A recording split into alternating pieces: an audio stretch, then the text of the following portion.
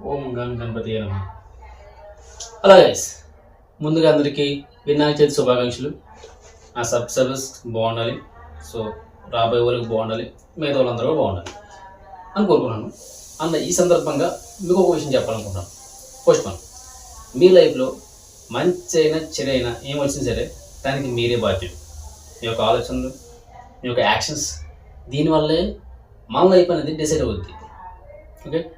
Second one, మీరు ఎవరైనా ప్రేమిస్తే కనుక ఫ్రెండ్స్, ఫ్యామిలీ మెంబర్స్, మేబీ ప్రేమించిన అమ్మాయి కానీ ఎవరైనా అబ్బాయి కానీ, సో ఈగోని అస్సలు తీసుకురాకండి.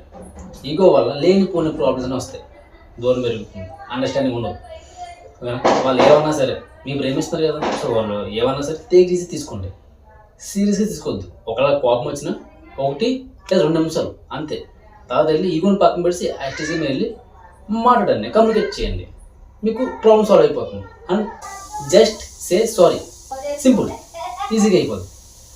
అండ్ మూడోది, మీరు లైఫ్ లాంగ్ హ్యాపీగా ఉండాలంటే మీ యొక్క కోపాన్ని, మీ యొక్క నాలుకని కంట్రోల్ లేదా మేనేజ్ చేయండి. That's it.